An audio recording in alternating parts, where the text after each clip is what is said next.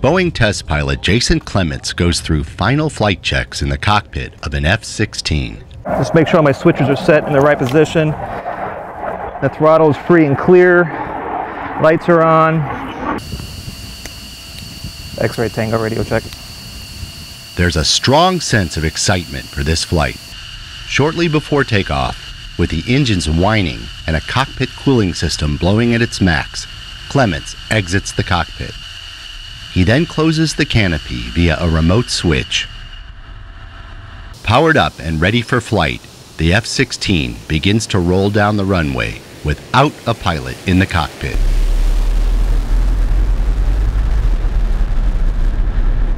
In a matter of seconds, the aircraft, with its burner lit, roars into the southern sky headed out over the Gulf of Mexico.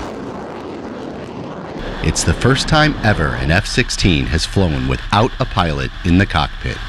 Meet Boeing's newest full-scale aerial target, the QF-16, a modified F-16 that will allow pilots the chance to train against and fire upon the most realistic enemy aircraft threats ever created. It was a little different to see it without anybody in it, but it was a great flight all the way around.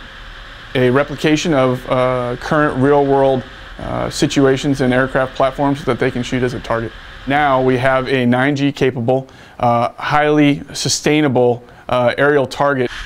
While there's no pilot physically sitting in the cockpit, 2 U.S. Air Force test pilots are flying the plane remotely from a ground control station at Tyndall Air Force Base.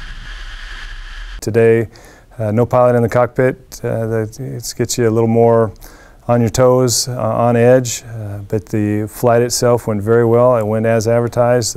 The jet performed well and did what it was supposed to do.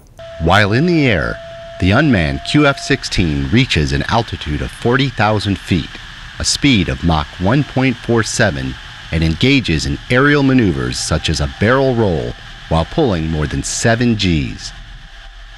F-16 and F-4 chase planes off the port side follow the QF-16 as it makes its final approach back to Tyndall and picture-perfect landing.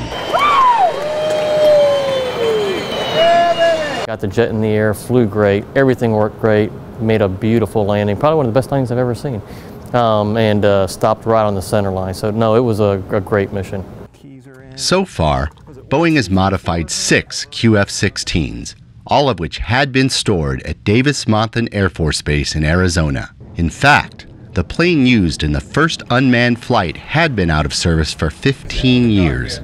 Modifying the F-16s to fly remotely was a challenge for the team. Fantastic integration work done by the team early on that we still are pretty amazed at, really, that the team was able to think about everything that they thought of to make this thing work. For former F-16 pilots like Jason Clements, helping create a full-scale unmanned aerial target has led to mixed emotions. I love the F-16 and brag about it a lot, and now to get something ready to take off on its own so somebody else can shoot it down makes it a little bittersweet in my eyes. This is why I became an engineer. This program is, to me, the epitome of my career. This is what it was all about. I mean, to be able to take this airplane, figure it out, make it work, and it's just been a blast.